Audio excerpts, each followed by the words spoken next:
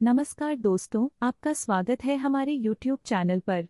आज हम बात करेंगे भगवद गीता के दूसरे अध्याय के 9वें श्लोक की। इस वीडियो में हम जानेंगे कि कैसे यह श्लोक हमें अपने कर्मों पर ध्यान केंद्रित करने और फल की चिंता न करने की प्रेरणा देता है।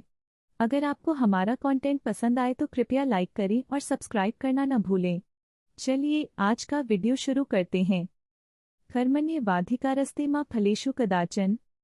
आपका कर्म करने का अधिकार है, लेकिन उसके फलों पर आपका अधिकार नहीं है। भगवद गीता के इस श्लोक में भगवान श्री कृष्ण अर्जुन को यह समझाते हैं कि हमें अपने कर्मों पर ध्यान केंद्रित करना चाहिए। हमें फल की चिंता नहीं करनी चाहिए, क्योंकि फल हमारे नियंत्रण में नहीं होते।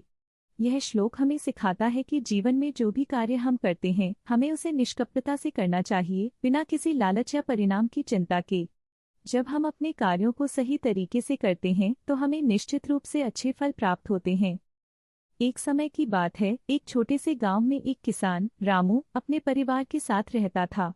रामू बहुत मेहनती और ईमानदार किसान था। एक दिन उसने अपने खेत में एक नया बीज बोने का निर्णय लिया। उसने अपने दोस्तों से कहा, मैंने सुना है कि यह बीज बहुत अच्छा होगा। उसके दोस्तों ने कहा, क्या तुमने सोचा है कि यह बीज फल देगा या नहीं? रामू ने मुस्कुराते हुए कहा, मेरा काम बीज बोना है, फल देना भगवान का काम है। वह रोज अपने खेत में जाता, बीजों की देखभाल करता, लेकिन कुछ महीने बाद सूखे की वजह से उसकी फसल खराब हो गई। उसके दोस्तों ने कहा, देखो, तुमने मेहनत की पर तुम्हें फल नहीं मिला। रामू ने कहा, मेरे पास कर्म करने का अधिकार है, लेकिन फल की चिंता करने का नहीं। मैं मेहनत करूंगा और भगवान पर विश्वास रखूंगा। कुछ समय बाद गांव में बारिश हुई और उसकी फसल बेमिसाल हो गई। जब फसल तैयार हुई तो रामू ने सबको बुलाया और कहा, देखो, मेहनत का फल मीठा होता है। हमें अपने कर्मों पर ध्यान देना चाहिए। उसने अपने दोस्तों को समझाया, भगवान ने कहा है, कर्मण्येवाधिकारस्ते, हमें अपने कर्मों पर ध्यान केंद्रित करना चाहिए।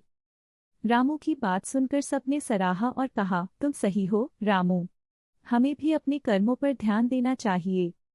इस तरह रामू ने न केवल अपनी मेहनत से सफलता प्राप्त की, बल्कि सबको यह भी सिखाया कि फल की चिंता न करते हुए हमें अपने कर्मों पर ध्यान देना चाहिए।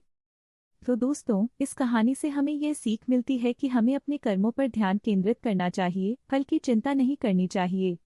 अगर आपको यह कहानी अच्छी लगी हो तो कृपया लाइक करें और सब्सक्राइब करें, ताकि आप और भी ऐसी प्रेरणादायक कहानियां देख सकें।